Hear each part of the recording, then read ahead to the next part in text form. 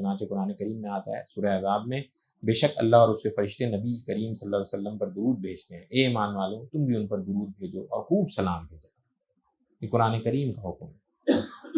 چنانچہ ایک حدیث میں آتا ہے کہ نبی کریم سیدنا جابر بن عبداللہ رضی اللہ عنہما سے روایت ہے کہ نبی کریم صلی اللہ علیہ وسلم ممبر پر جلوہ فروز ہوئے، جب پہلی سیڑھی پر چڑھے تو فرمایا آمین، پھر دوسری سیڑھی پر چڑھے تو فرمایا آمین، پھر تیسری پر چڑھے تو فرمایا آمین۔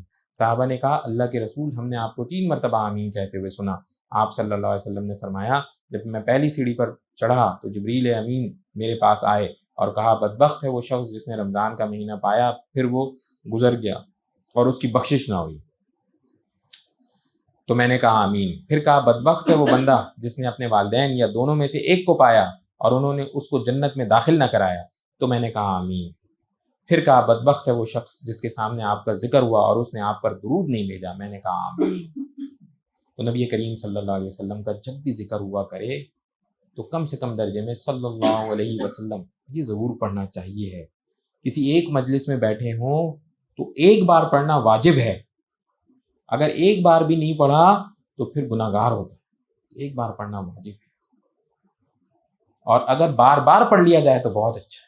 چنانچہ ایک اور حدیث میں آتا ہے کہ نبی کریم صلی اللہ علیہ وسلم پہ جس نے ایک بار درود بھیجا تو اللہ سبحانہ تعالیٰ اس کے اوپر 10 رحمتیں نازل فرماتے ہیں۔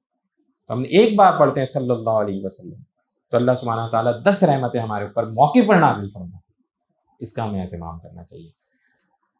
چنانچہ ایک اور حدیث میں آتا ہے کہ نبی کریم صلی اللہ علیہ وسلم نے فرمایا جمعے کا دن تمہارے بہترین دنوں میں سے ہے، لہٰذا اس دن میرے اوپر کثرت سے درود و صلات بھیجا کرو، اس لیے کہ تمہارے درود مجھ پر پیش کیے جاتے ہیں۔ لوگوں نے عرض کیا اللہ کے رسول آپ صلی اللہ علیہ وسلم آپ قبر میں بوسیدہ ہو چکے ہوں گے تو ہمارے درود و صلات آپ پر کیسے پیش کیے جائیں گے؟ آپ صلی اللہ علیہ وسلم نے فرمایا اللہ تعالیٰ نے زمین پر انبیاء کرام کے جسم حرام کر دیے، یعنی اس وقت بھی ہمارے درود نبی کریم صلی اللہ علیہ وسلم تک پہنچائے جاتے ہیں۔